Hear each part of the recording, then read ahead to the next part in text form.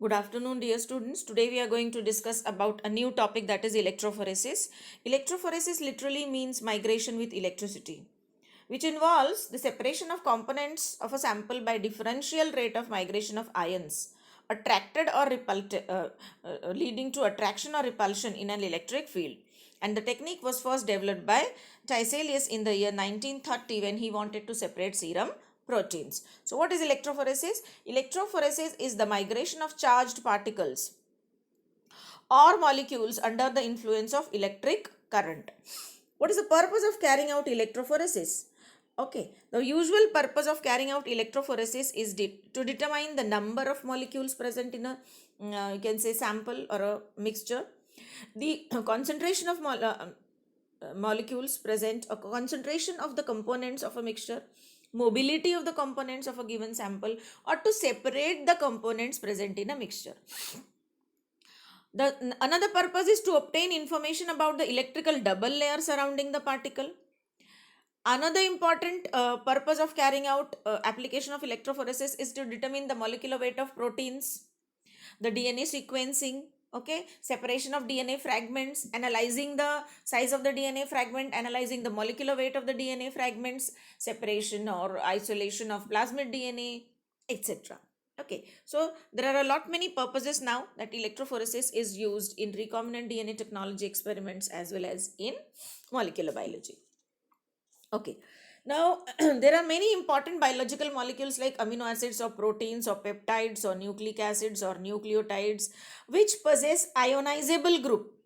They have ionizable group and therefore at any pH they exist in solution as an electrically charged species, either as cations or as anions. Now, under the influence of electric field, these charged particles will migrate either towards cathode or anode depending upon the net charge they carry. This is the fundamental process used in all types of molecular biology and recombinant DNA technology experiments, and that is how separation is done. Okay.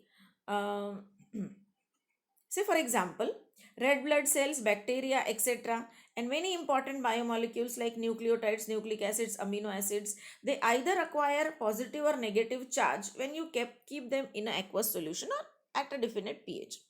And hence, these charged molecules can be easily separated under the influence of electric field, which we call as electrophoresis. Now, the factors that affect electrophoretic mobility means what? Movement of a charged molecule under the influence of electric current. The rate at which the particle or the component moves is the electrophoretic mobility. Okay, the common you can say factors are the sample. Okay, charge by mass ratio of the sample dictates its electrophoresis mobility.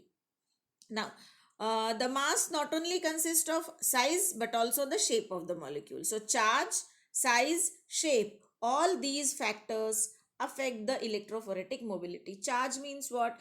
Higher or greater the charge the molecule possesses, the faster it will move.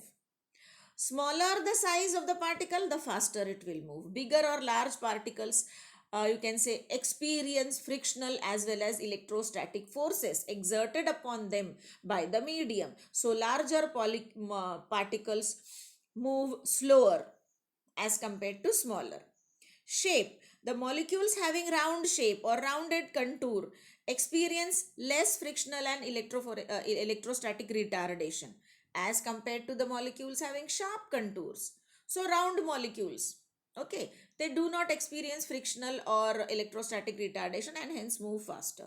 So for example, that is, globular proteins will move faster as compared to fibrous proteins. So shape also determines the electrophoretic mobility. Then the strength of the electric field. Say, when we are performing electrophoresis, some current is applied. Okay, so the increase in current, you can say, what is current? The total charge carried per second to the electrode. Okay, so between your sample is placed between the two electrodes, that is cathode and anode, and they move. Okay, and the current is mainly carried by the buffer ions and a small portion is carried by the sample ions. What will happen? So if you increase the current, what happens during the increase in current, during any electrophoretic run, some power dissipates, with the consequence that heat is generated. Now when heat is generated, the buffer ions, the buffer which we have prepared, in that buffer some amount of, you can say, solvent will evaporate. Okay, and consequently the ions present can move faster, because the temperature of the buffer rises, the temperature of the medium rises. This results in decrease in viscosity of the solution. Consequently, the ions present will move faster. So, if more charge is carried per second to the electrode, the current increases with less resistance. So, you may think that the separation becomes faster. No, because as the temperature increases, when the current increases, the temperature increases, then the solvent evaporates, increasing the buffer ion concentration. This results in more charge being carried by the buffer rather than the sample. So the buffer ions will move faster and the sample will move slowly and separation will slow down. Okay, so see, since this should not be allowed to happen, power pack have been made available which control the voltage or the current. Okay, so if there is a fluctuation in current, increase in current, temperature will rise, buffer will evaporate and the buffer ions will move faster, separation of sample molecules will become slower. So we have to make available the power pack which will supply current, or you can say constant voltage should be there. Because even if voltage fluctuation is there or current fluctuation is there, either the buffer ions will move faster or the sample ions will carry the charge or move faster. So we have to control everything. So power packs are provided and the whole electrophoresis apparatus is to be covered. Okay, so it should be airtight, so evaporation should be avoided and movement of the sample component should not be affected.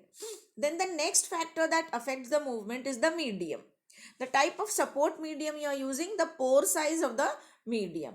Say, whenever a molecule is moving, see, in most of the electrophoresis procedures that we use today, there is a supporting medium. The supporting medium can be paper, the supporting medium can be gel. Okay, so the supporting medium exerts either adsorption effect or molecular sieving effects, right? And therefore they affect the influence the rate of migration. Suppose if your support medium is exerting adsorption effect, then the retention of the component on the surface of the supporting medium will take place. Okay, if your supporting medium is exerting adsorption effect, the molecules of the sample will get adsorbed and hence the electrophoretic mobility will be slowed down. Okay, so now there will be two forces acting, the electric current as well as the adsorption. So the resolution of the component in the sharp band may not occur. Thus the rate of resolution of the electrophoretic separation can be reduced. The rate at which, the speed at which the molecule moves will be reduced by adsorption effect. So your medium should not exert such adsorption effect. Molecular sieving effect. If you are using a gel, the gels have pores in between them and the pores behave as molecular sieves, right? Sometimes, if say for example, if you are using gel beads like Cifadix and all, larger molecules do not pass into the pores and so they move out fast. Smaller molecules enter inside the pores, so they move slowly. So the smaller molecules, right? So electrophoretic mobility is thus modified by the molecular sieving effect of the support medium. So this, the pore size, that is the molecular sieving effect, the adsorption, both affect the movement of molecules. Then the buffer, the ionic composition of the buffer, the temperature, the pH of the electrophoresis buffer. Okay, the composition of the buffer, the temperature of the buffer, the ionic strength of the buffer and the pH of the buffer all affect the electrophoretic mobility. So we have to take care of all. pH can be from 1 to 11 because increase or decrease in pH may increase or decrease the ionization of the organic molecules or ionization of the organic acids, right? So pH affects the ionization capacity of the molecule. So you have to maintain the pH constant or look at Study the experiment, study the separation process and maintain the pH from 1 to 11 depending upon the molecules you are separating. Ionic strength. Decrease or increase in ionic strength of the molecule again will determine whether the buffer ions move faster or the sample ions move faster. So you have to compromise at a particular point, maintain the ionic strength. You should not increase or decrease. So usually the ionic strength is of the buffer is between 0.05 molar to 0.1 molar. Okay, so that it does not affect the mobility of the molecules present in a mixture. The composition of the buffer also is important. Commonly used buffers are formate, citrate, phosphate, EDTA buffer, acetate buffer, tris buffer, barbitone buffer, etc. Okay, the choice of the buffer depends upon the molecules or the sample that is being separated by electrophoresis. Okay, care should be taken that you should not use a buffer that affect electrophoretic mobility if it is able to bind to the components. The buffer you are using should not bind to the sample components. Otherwise it will affect the electrophoretic mobility and separation. So we have to select carefully the buffer. The ionic strength is to be maintained in a proper range, and then the pH also needs to be maintained so that separation occurs, you can say, optimally. Then what are the different types of electrophoresis? There are two types basically: free electrophoresis and zone electrophoresis. Free electrophoresis is categorized into two types: microelectrophoresis and moving boundary electrophoresis. Both these are outdated and we do not use them right now. Zone electrophoresis, say paper electrophoresis, cellulose acetate electrophoresis, and gel electrophoresis.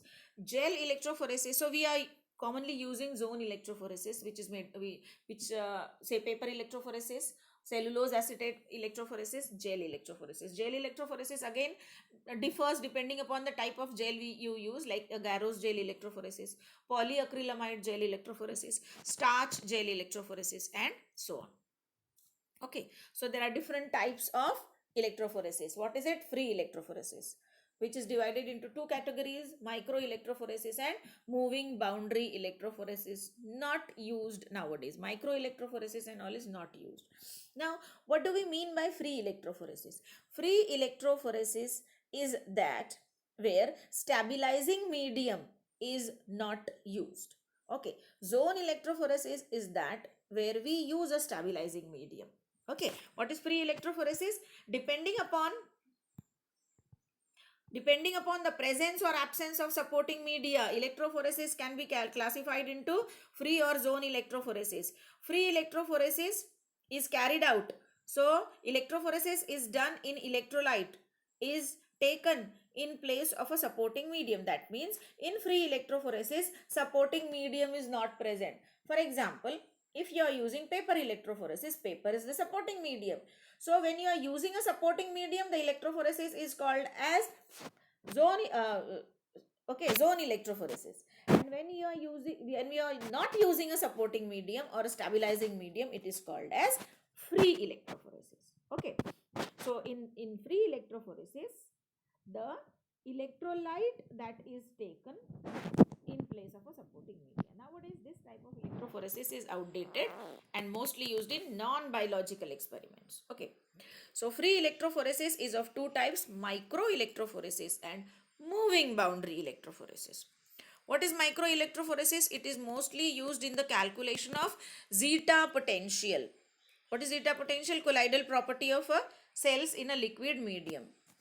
Okay, so calculating the zeta potential of cells is done by microelectrophoresis. The microelectrophoresis technique involves observation of motion of small particles in electric field with a microscope.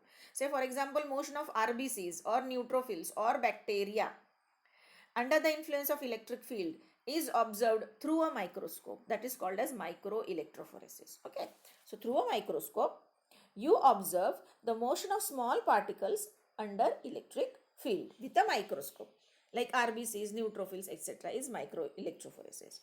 Now next is moving boundary electrophoresis. For many years, moving boundary electrophoresis was used for quantitative analysis of complex mixture of macromolecules, especially protein. This technique was first developed by Tiselius of Sweden in the year 1930. So you can say you give the credit of invention of electrophoresis to Tiselius. In moving boundary electrophoresis, a buffered solution of macromolecules. Okay, look at the diagram and you'll understand. This is the diagram of moving boundary electrophoresis. So in moving boundary electrophoresis, look at the first diagram where it is written before electrophoresis. Okay, the first one, the left one.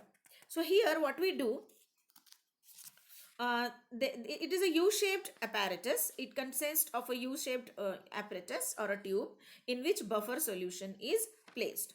Okay, and in the buffer solution, the solution of macromolecules is placed as under a layer of pure buffer solution in a U-tubed tube.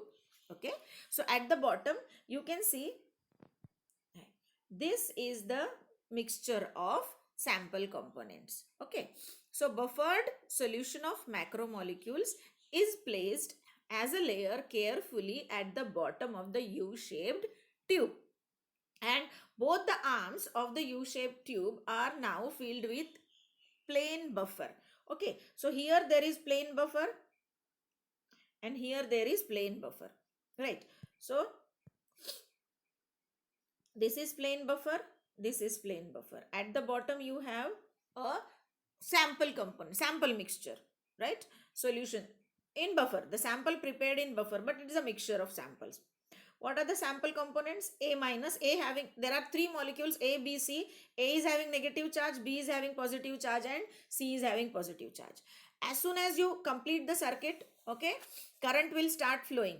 As the current starts flowing, the A molecules which are having negative charge will move towards the positively charged electrode, that is anode, and the B and C molecules having positive charge will start moving towards cathode, that is the electrode having negative charge. So depending upon their charge, under the influence of electric field, the components of the mixture will move towards oppositely charged electrodes through the buffer. So you will have pure A moving towards anode and B and C together moving towards cathode. Now the B and C needs to be separated. So B and C will get separated depending upon the charge, net charge they carry. The one molecule which is having more net charge will move faster than the other. So this is how moving boundary electrophoresis is used for separation of charged molecules. Earlier it was used for separation of macromolecules, carbohydrates, proteins. Nowadays it is not used. Now the next type is zone electrophoresis. Zone electrophoresis is the most widely used electrophoretic techniques.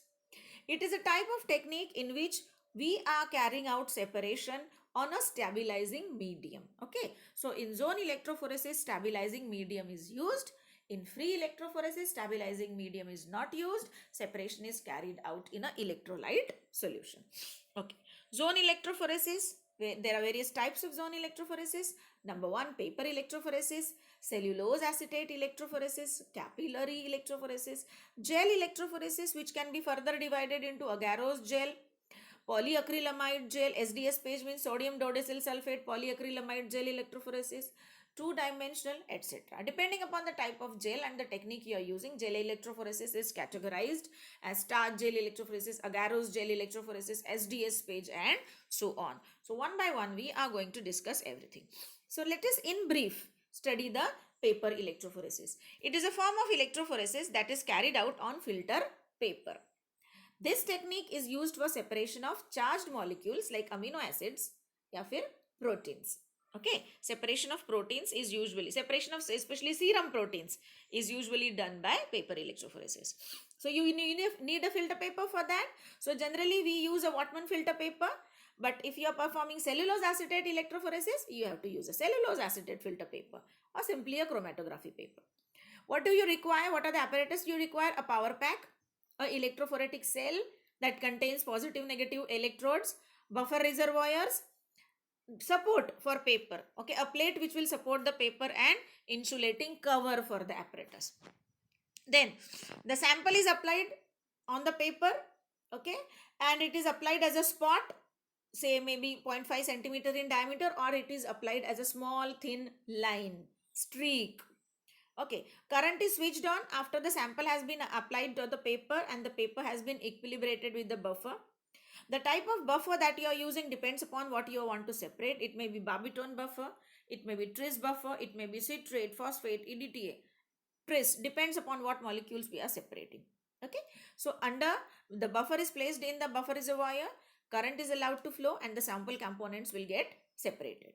Now once the separation is done, we have to detect whether the how many molecules, how many types of proteins are present in the serum and all.